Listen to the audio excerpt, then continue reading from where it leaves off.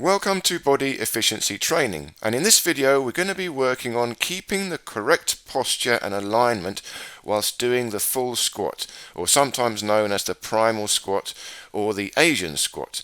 Now this is a natural position. You can think of wild man or ancient man just hanging around in the squatting position all day long. This is an easy position our body is supposed to be able to do, and we seem to have lost that ability. So we want to gain that ability back. Squatting should be so easy that we don't even think about it. So here we're going to start off with a very easy version, and we're using our body weight and our hands to help us.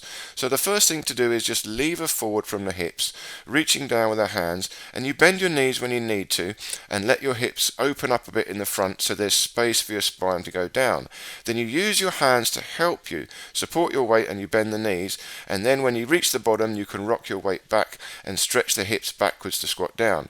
Then to come up, the same thing, lean forward, fall forward into your hands, and then project your bottom up first so that you can straighten your legs without effort in the knees. So the idea is to take off all the pressure from the knees, and the work is being done in the hips and the ankles.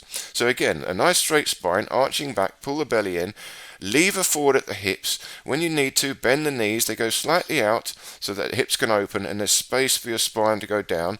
Then use your hands to help drop the knees, and as you come up, you lever back, push the hips back, and then drop your weight back, and then drop your weight forward.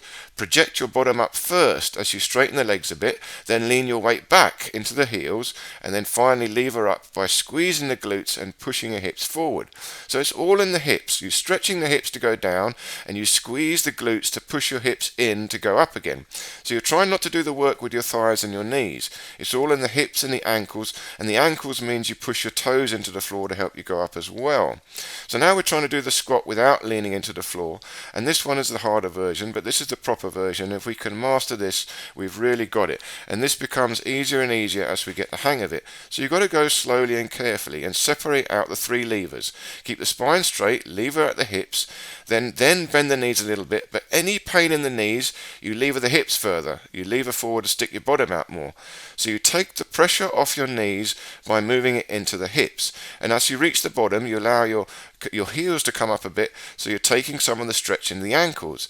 And as you reach the bottom, there should be a strong stretch in your ankles and a strong stretch in the hips. The lower you go, the more of the stretch you feel in the ankles and the hips. And this is why it's very good for us. We're collapsing our legs all the way down and stretching them to the other limit. So we're usually stretching our legs out, elongating them, projecting them. So this is the opposite. We want to collapse them as well. Two parts to the stretch. So it's very, very good for us to go up and feel the full projection of the leg, and go down to feel the full collapse of the leg. But we've got to try and maintain the natural S-curve of the spine all the way through. We don't want to compromise the spine, and that's very, very important. So that means that the movement has got to come in the hip joint itself. So here you can see at the bottom position. Now as you progress, you see that most of us can't do this, so we'll be a bit on the ball of the foot. That's fine. But you just try and stretch your heels further and further down, and as you stretch your heels further down, feel the stretch in the ankles, and you've got to project your hips back. You've got to feel in your hips, really stretching the hip bones back in the socket.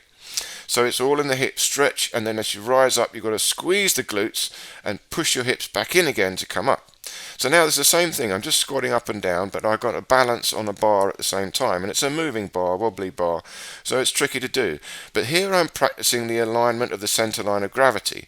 See, this is if I don't have the centreline correct, I'm going to fall over, I'll fall off. So I've got to do that again by separating out the joints. I'm moving between the ankles, the knees and the hips, trying to take the work off the knees and use the buttocks, the glutes, and the stretch in the hip joint to go up and down, and a tension in the feet. I'm gripping with the toes and pushing my toes into the bar to go up and down. At the same time, I've got to keep my spine correct. Pull in the stomach, the waistline, or the chi belt. Lift the shoulders up and back a bit. So I'm keeping that stretch with my whole body. And then I go up and down, and again I'm controlling tension in the knees. I'm gripping with the knees. It's very important. The knees have got to be strong, but I'm not twisting the knees. So no twist, no pressure in the knees. Do this very slowly and very carefully. Okay, thank you very much for watching. Look forward to seeing you in the next video.